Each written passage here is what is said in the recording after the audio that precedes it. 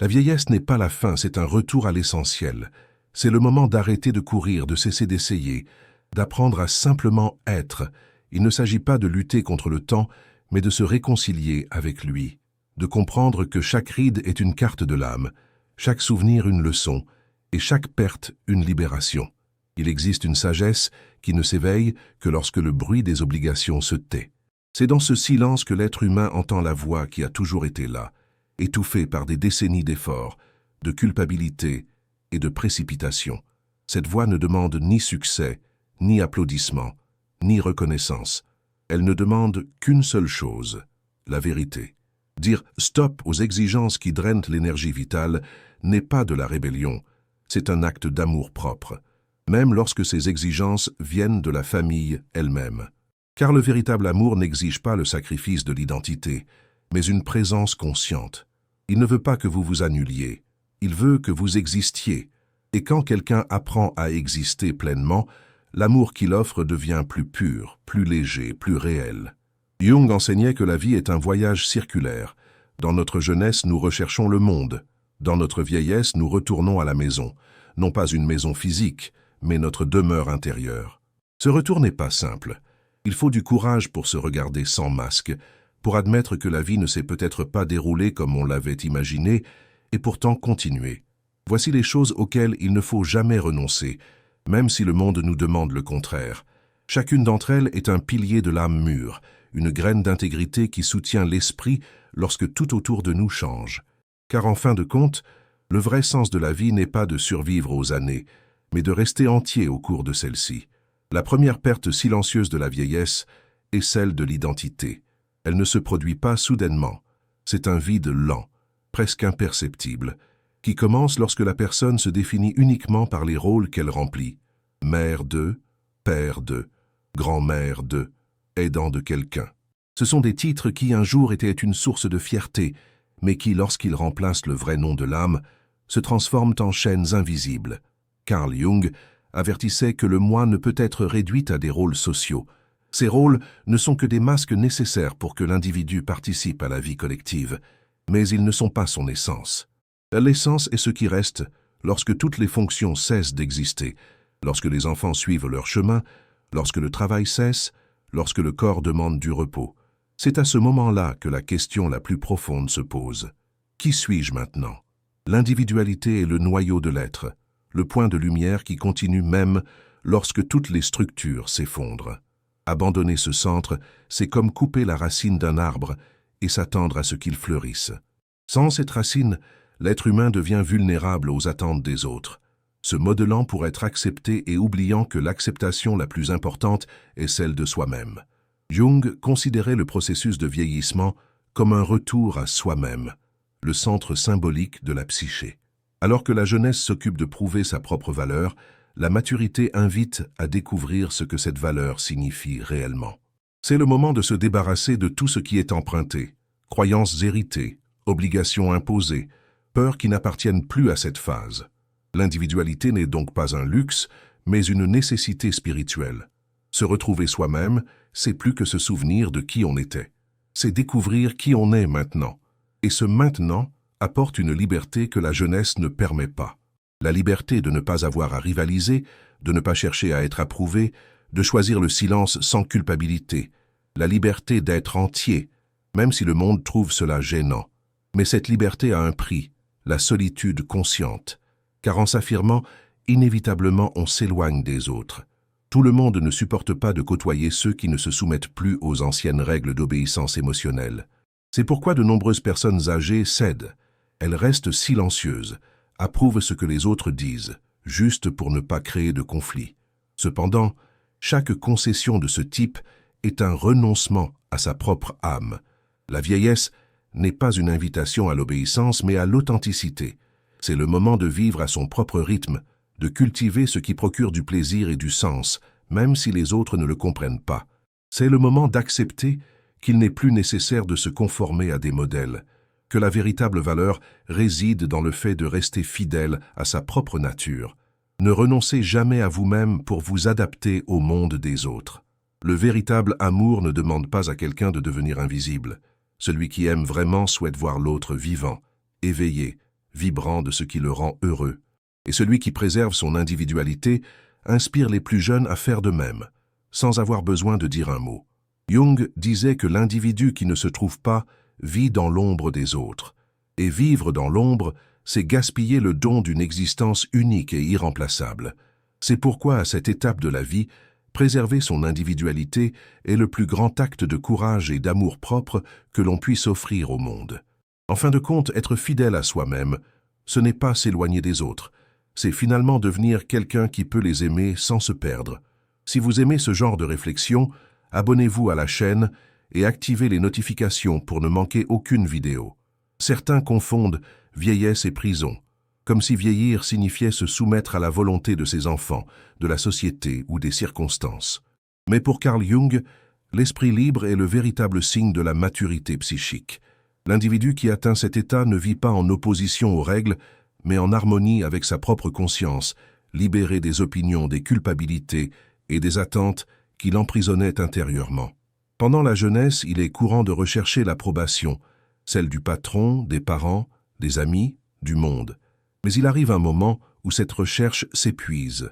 Et si l'individu ne comprend pas ce que signifie la liberté intérieure, il court le risque d'échanger la dépendance vis-à-vis des autres contre la dépendance vis-à-vis de sa propre amertume.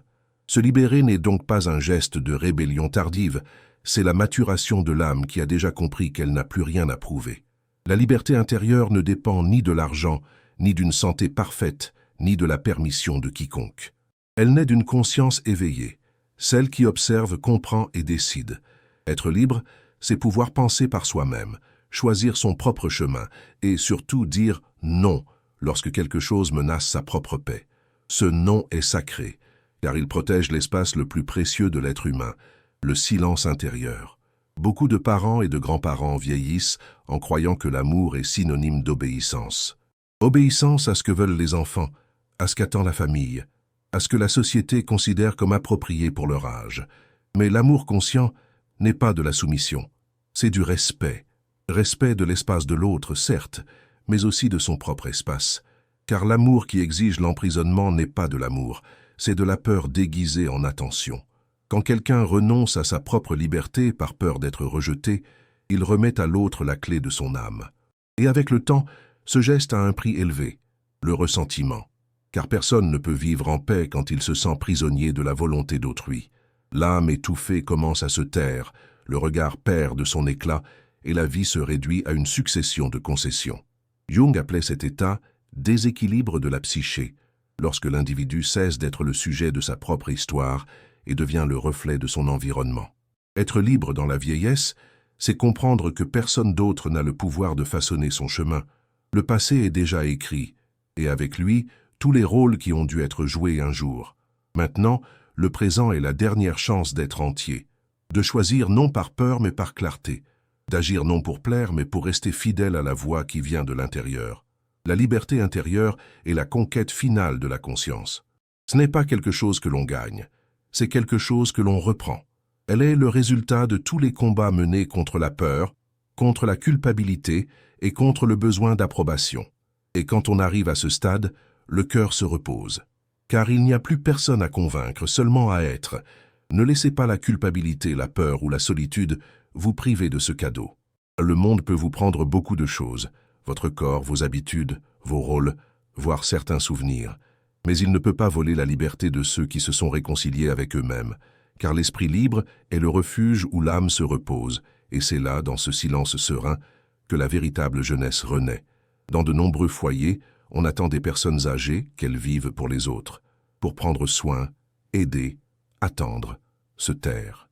Comme si, en vieillissant, la personne perdait le droit d'avoir ses propres désirs, comme si la joie était un privilège réservé à la jeunesse. Mais Carl Jung rappelait que la répression des désirs est un terrain fertile pour l'amertume. Il n'y a aucune vertu à renoncer éternellement à ce qui donne un sens à la vie. Dès leur plus jeune âge, beaucoup ont appris à confondre désir et égoïsme, à taire l'envie de vouloir quelque chose rien que pour soi. Mais les désirs ne sont pas enfantins. Ils sont le langage de l'âme. Ils disent « Je suis encore en vie ». Les ignorer, c'est nier l'étincelle divine qui continue de battre en nous, même lorsque le corps ralentit et que les jours semblent se répéter. Le désir est le mouvement de l'âme vers la vie.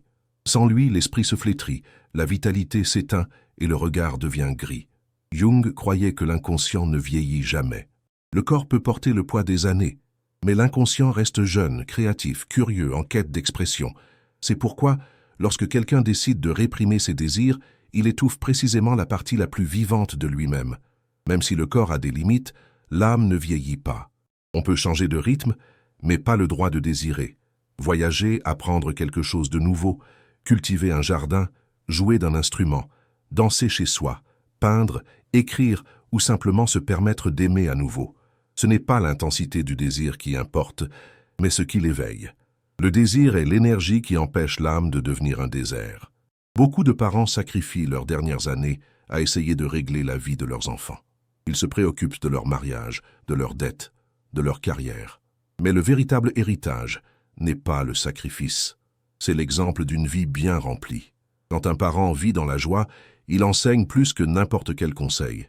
Il montre que l'amour ne consiste pas à s'annuler, mais à inspirer. Et c'est cet enseignement que les enfants retiennent vraiment.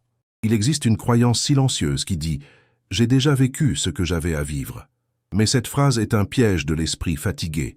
Tant qu'il y a du souffle, il y a une possibilité, et tant qu'il y a du désir, il y a une âme. Chaque jour qui naît est une nouvelle page que la vie nous offre. Et elle ne demande pas votre âge, elle demande seulement si vous avez encore envie. Il n'est pas nécessaire de faire quelque chose de grandiose pour ressentir de la joie. La joie se cache dans les détails, dans l'odeur du café frais, dans la lumière de l'après-midi qui traverse la fenêtre, dans la musique qui réveille un vieux souvenir, dans une conversation légère. Celui qui ralentit son regard pour percevoir ces instants découvre le miracle quotidien de l'existence. Jung disait que le bonheur n'est pas un état, mais une façon de percevoir la vie. C'est pourquoi la joie ne vient pas de l'extérieur. Elle jaillit de la façon dont l'âme décide de regarder le monde. Il n'y a rien de plus inspirant que de voir quelqu'un vieillir avec curiosité et éclat dans le regard. Ces personnes ne vivent pas prisonnières de ce qu'elles ont perdu, mais reconnaissantes de ce qu'elles peuvent encore ressentir. Elles transforment le quotidien en un acte de célébration silencieuse, un geste de foi dans la vie. N'abandonnez jamais le plaisir d'exister, car le plaisir, dans sa forme la plus pure, est un signe de communion avec le divin. C'est l'âme qui dit « J'ai encore quelque chose à offrir ». Le monde change, les gens partent, les forces diminuent, mais la flamme qui anime l'esprit doit continuer à brûler. C'est la forme la plus profonde de la foi. Croire que la vie bat encore à chaque respiration et qu'il y a toujours quelque chose de nouveau à vivre, même si c'est dans son propre cœur. Dans la jeunesse, le bruit rassure. Dans la maturité, le silence guérit. Pendant des années, le bruit de la vie, le travail, les obligations, les engagements, les voix des autres occupent chaque espace intérieur. Mais vient un moment où le bruit ne distrait plus, il fatigue seulement. Et c'est à ce moment-là que le silence commence à appeler. Carl Jung voyait ce recueillement non pas comme un isolement, mais comme un retour au centre de la conscience.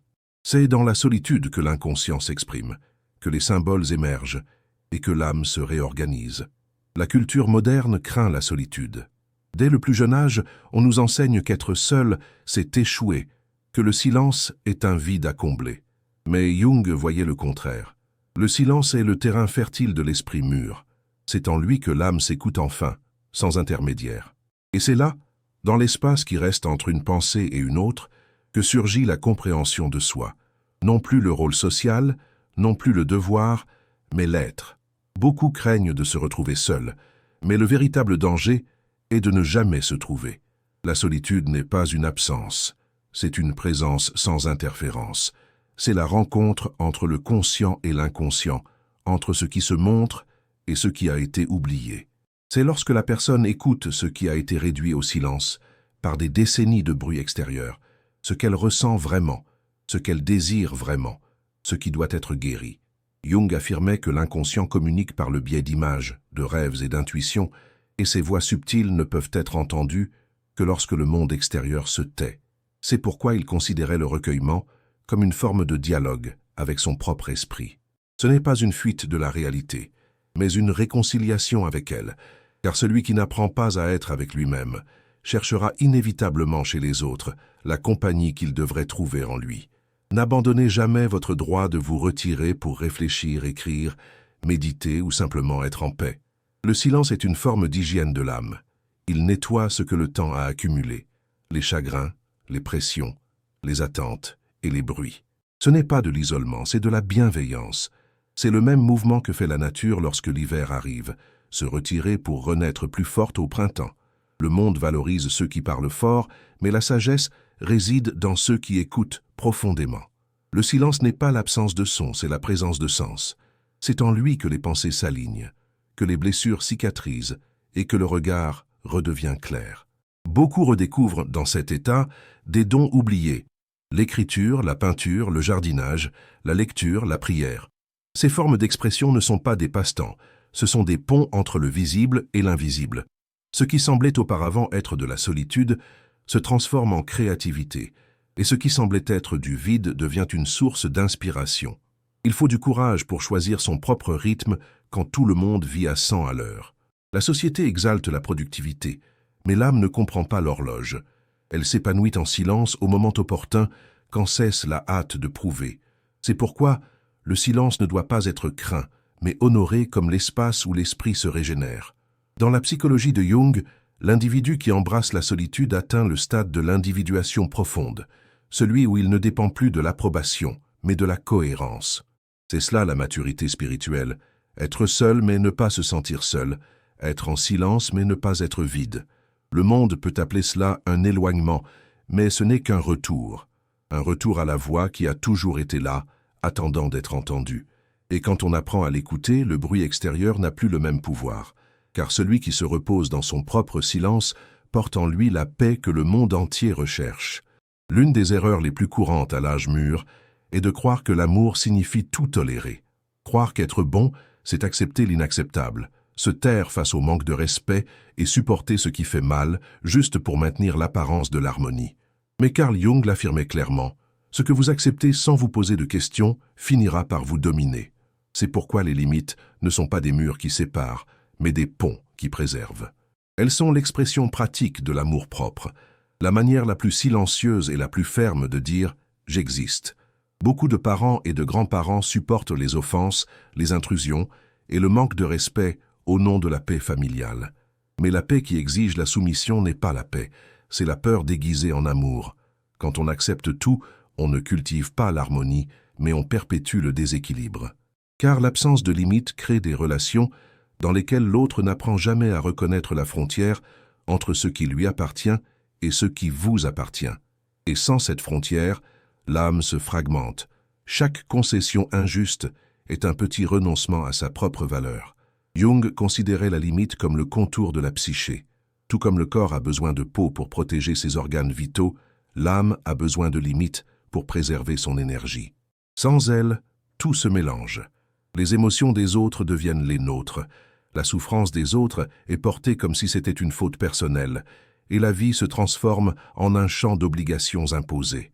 Ceux qui vivent ainsi perdent leur équilibre, et leur inconscient surchargé commence à crier, à travers l'insomnie, l'anxiété, la douleur ou le ressentiment. Dire non à un enfant adulte, à un parent ou à un ami n'est pas de l'égoïsme, c'est de la maturité émotionnelle. Le non conscient est l'une des formes les plus pures de l'amour, car il apprend à l'autre à grandir. Il dit « Je t'aime, mais je ne renoncerai pas à moi-même pour te faire plaisir ». Et lorsque cette limite est fixée avec calme et fermeté, elle n'éloigne pas, elle purifie la relation. Ceux qui la respectent restent, ceux qui ne l'acceptent pas s'éloignent. Et c'est précisément dans ce mouvement que se révèle la vérité des liens. Une relation qui n'existe que lorsqu'un des deux s'annule n'est pas une relation, c'est de la dépendance. Et là où il y a dépendance, il n'y a ni croissance, ni respect. Un amour sain présuppose l'autonomie. Lorsque deux êtres conscients entrent en relation, chacun préserve son propre espace et à partir de là, construit quelque chose en commun. Le contraire de cela est une prison émotionnelle, un type de lien qui se nourrit de culpabilité et de peur. Dans la vision jungienne, apprendre à fixer des limites est une étape importante dans le processus d'individuation, car cela représente le moment où l'individu reconnaît que l'autre est également libre, mais que cette liberté ne peut pas compromettre son intégrité. La limite, en ce sens, est un acte spirituel. Elle délimite le territoire où l'âme peut s'épanouir en toute sécurité. Beaucoup craignent de fixer des limites par peur de perdre l'amour. Mais ce que l'on perd en fixant une limite n'a jamais été de l'amour, c'était du contrôle, de la commodité ou de la dépendance émotionnelle. Le véritable amour supporte le non, car il comprend que la liberté est le terreau où la confiance grandit. Et c'est sur ce terreau que naissent les liens les plus mûrs, ceux qui résistent au temps sans étouffer. Celui qui maintient ses limites préserve sa dignité. Et ceux qui préservent leur dignité enseignent, non pas avec des mots mais par leur présence. La présence de quelqu'un qui ne vit plus pour plaire, mais pour être cohérent avec ce qu'il ressent. La présence de quelqu'un qui ne craint pas l'éloignement, car il sait que ce qui est vrai demeure. En fin de compte, fixer des limites est une forme d'amour, non seulement pour soi-même, mais aussi pour les autres. Car seul celui qui se respecte vraiment est capable d'enseigner par son exemple silencieux ce qu'est le véritable respect. Pour Carl Jung, la vieillesse était le moment de l'intégration de l'esprit, la dernière étape du processus d'individuation, lorsque l'être humain cesse de se définir par ce qu'il fait et commence à se reconnaître par ce qu'il est. C'est le moment où l'âme se tourne vers l'intérieur, non plus à la recherche de conquête, mais de sens. Jung disait que la seconde moitié de la vie a une tâche sacrée, réconcilier l'être humain avec le mystère de l'existence. C'est lorsque la conscience apprend que l'essentiel ne peut être possédé, mais seulement compris. Au fil des ans, les certitudes s'effritent et les questions prennent une nouvelle profondeur. La foi qui reposait auparavant sur des dogmes commence à se transformer en expérience vivante. Il ne suffit plus de répéter des mots ou de suivre des rituels. L'esprit demande à comprendre. Évoluer spirituellement ne signifie pas devenir plus religieux, mais devenir plus entier. C'est percevoir la présence du divin dans chaque geste simple, dans chaque respiration, dans chaque instant de silence. Pour Jung, la spiritualité est le dialogue de l'âme avec l'inconscient, le mouvement qui intègre la lumière et l'ombre, la raison et le mystère. Elle commence lorsque l'individu accepte qu'il ne contrôle pas tout et qu'il existe des forces invisibles qui guident le cours de la vie. Ces forces ne sont pas externes, mais internes. Ce sont des archétypes, des symboles, des intuitions, des souvenirs qui façonnent la conscience. Les nier, c'est rester prisonnier de la peur. Les intégrer, c'est mûrir. Évoluer spirituellement, c'est regarder ses propres blessures sans s'en révolter.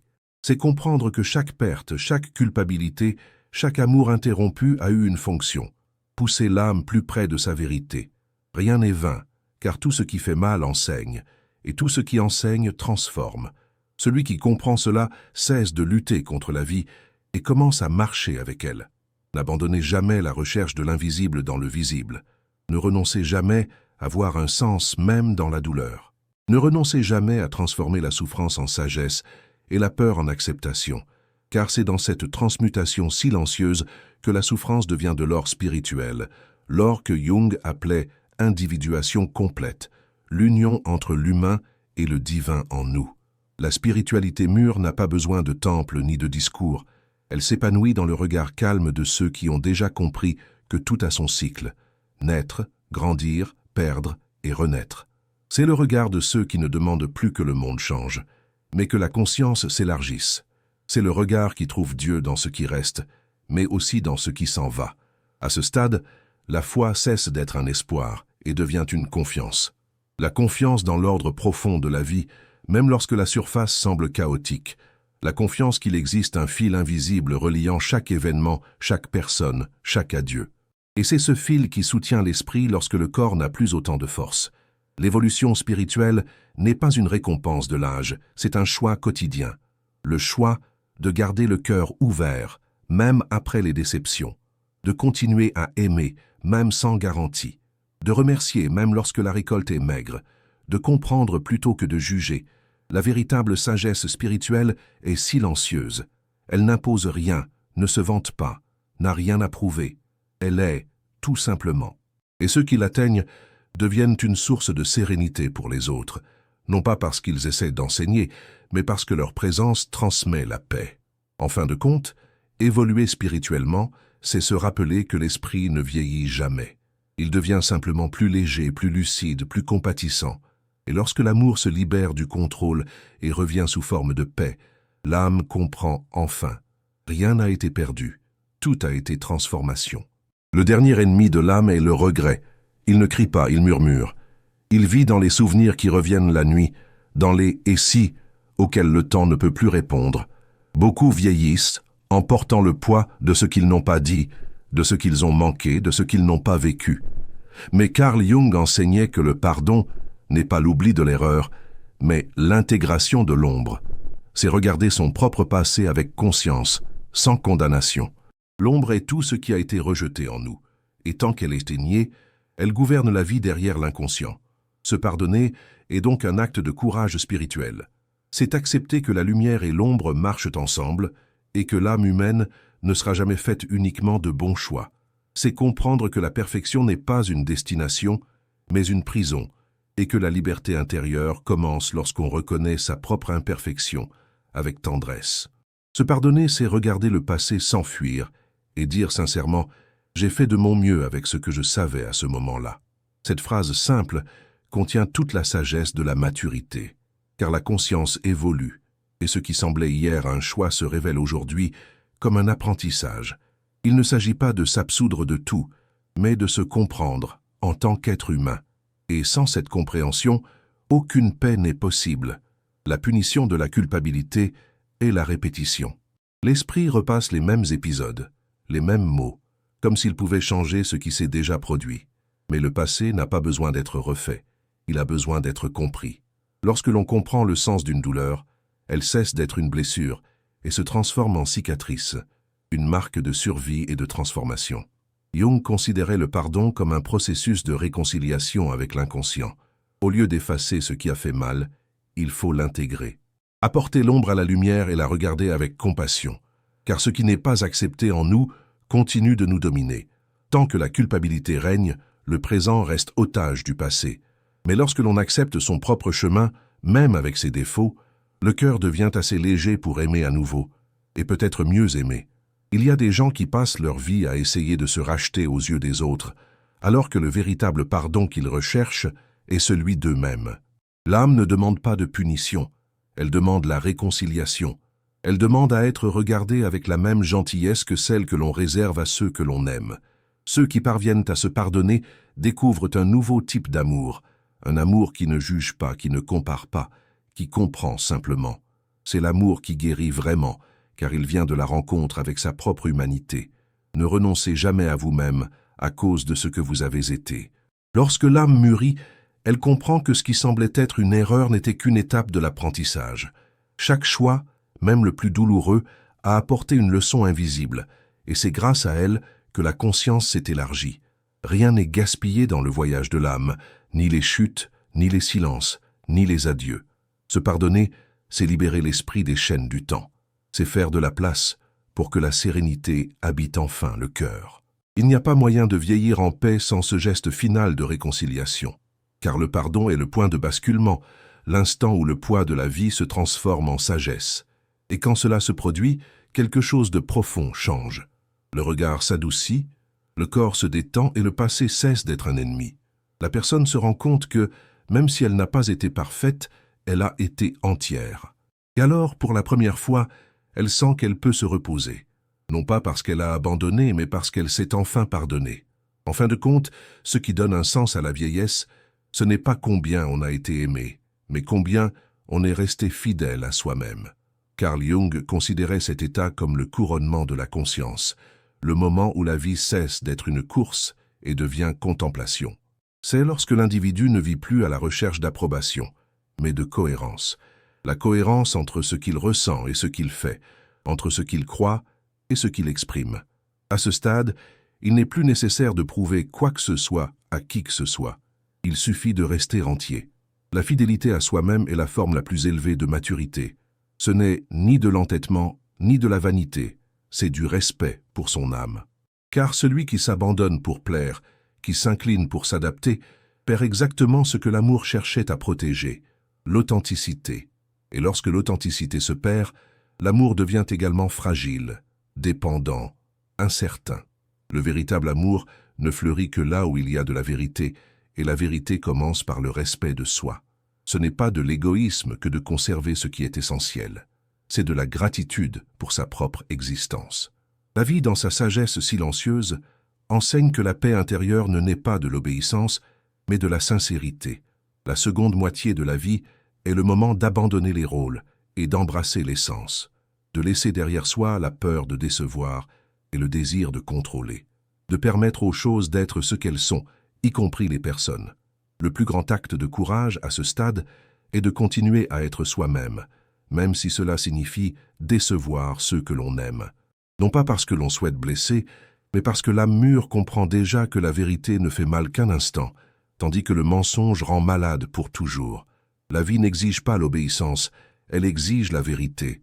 Et ceux qui ont le courage de vivre la vérité libèrent non seulement eux-mêmes, mais aussi tous ceux qui les entourent. Jung croyait que le sens ultime de l'existence humaine est l'intégration de la totalité, l'union entre le conscient et l'inconscient, entre ce qui se montre et ce qui se cache. Celui qui atteint cet état n'est plus divisé entre ce qu'il aimerait être et ce qu'il est réellement. Il accepte ses ombres et ses lumières comme faisant partie du même être, et c'est pourquoi il rayonne de sérénité. Cette sérénité est le signe que l'âme a retrouvé le chemin du retour. La vie devient alors moins une lutte et plus une acceptation, moins sur ce qui a été perdu et plus sur ce qui a été compris. Le temps cesse d'être un ennemi et devient un allié de la conscience. Et ce qui semblait auparavant être une fin se révèle être un commencement. Le commencement d'une forme d'existence plus pure. N'abandonnez jamais ce qui fait vibrer votre âme, non par orgueil, mais par respect pour ce que le Créateur a placé en vous comme une flamme éternelle. Cette flamme est le centre de l'être, le self dont parlait Jung, le point où l'humain et le divin se rencontrent. Et en prendre soin est le véritable but de la vieillesse. Maintenir la lumière intérieure allumée, même lorsque le monde s'assombrit autour de nous. Car en fin de compte, celui qui reste entier ne perd rien. Il transforme tout. Il transforme la peur en sagesse, la solitude en paix, la nostalgie en gratitude. Celui qui a vécu fidèle à lui-même découvre que l'amour qui semblait partir n'a en fait que changé de forme. Et c'est à ce moment-là, lorsque l'âme repose enfin dans sa vérité, que l'on comprend. La vie n'a jamais été une question de durée, mais d'être entier jusqu'au dernier instant. Si cette réflexion vous a parlé, aimez la vidéo, abonnez-vous à la chaîne et activez les notifications pour recevoir d'autres réflexions comme celle-ci. Ainsi, vous ne manquerez aucun nouveau contenu. Portez-vous bien et à bientôt.